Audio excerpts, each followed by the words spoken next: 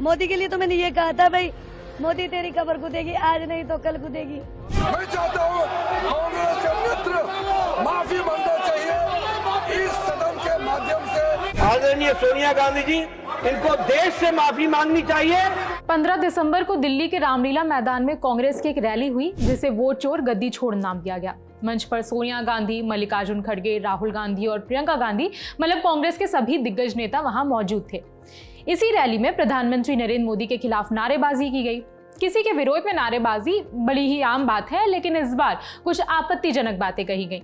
Rally में मौजूद जयपुर शहर महिला कांग्रेस की जिलाध्यक्ष मंजू लता मीना ने नारा लगाया, जिसे उन्होंने रैली के बाद खुद स्वीकार भी किया। मोदी के लिए तो मैंने ये कहा था भाई, मोदी तेरी कब्र कूदेगी, आज नहीं तो कल कूदेगी।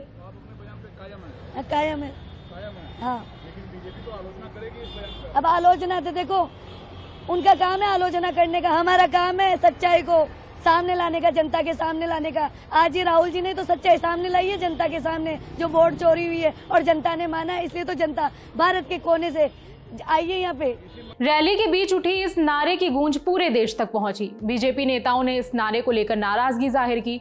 जब 15 दिसंबर की रोज दोनों सदनों की कार्रवाई शुरू हुई तो संसद में इसी बयान को लेकर बवाल शुरू हो गया। एनडीए नेता लोकसभा और राज्यसभा में इस बयान के विरोध में खड़े हुए। उन्होंने माफी की मांग रखी।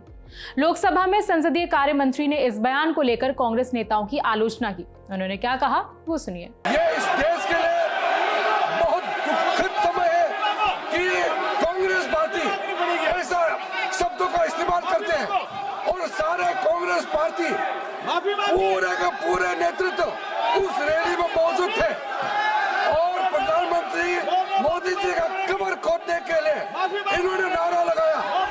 इस देश के लिए इससे शर्मनाक, इससे ज्यादा दुर्भाग्यपूर्ण कोई चीज नहीं हो सकता है कि देश के प्रधानमंत्री 140 करोड़ के नेता, विश्व में सबसे प्रसिद्ध, सबसे मजबूत नेता आदरणीय प्रधानमंत्री मोदी जी का कमर खोदने के लिए कांग्रेस के रैली में बात कहा गया है। मैं चाहता हूँ कांग्रेस के मित्र माफी मांगना चाहिए इस सदन के माध्यम से, देश से माफी मांगना चाहिए। इसके अलावा रिजिजू ने कहा कि हम एक दूसरे के विरोधी हो सकते हैं, लेकिन कभी भी किसी की मृत्यु के बारे में नहीं सोच सकते। कांग्रेस में खुलेआम धमकी दी जा रही है, ऐसा रिजिजू ने कहा। राज्यसभा में बीजेपी सांसद जेपी नड्डा ने कहा कि इन नारों से पता चलता है कि कांग्रेस की क्या मानसिकता है। सुनिए उनका पूरा बयान। ये तरीके के नारे कांग्रेस पार्टी के सोच और मानसिकता को दर्शाता है।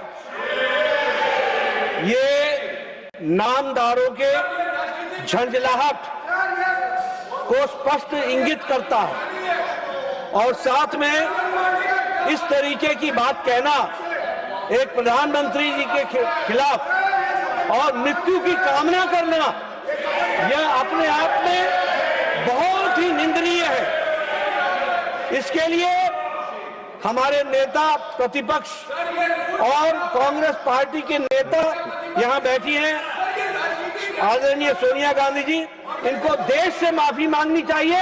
हंगामे के बाद संसद को स्थगित कर दिया गया। इस पर कांग्रेस सांसद प्रमोद तिवारी ने कहा कि जो बातें संसद के बाहर कही गई हैं, उनकी वजह से सेशन को नहीं रुकना चाहिए। सुनिए उनका बयान।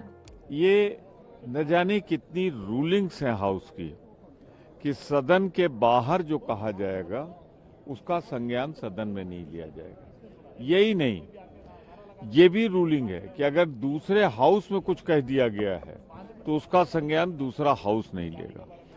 बड़ा स्पष्ट है, बड़ा क्लियर है, लेकिन आज सारा देश देख ले। कोई जरूरी अपडेट आता है तो आप तक पहुंचाएंगे। मेरा नाम है विभावरी, देखते रहिए दी ललन टॉक।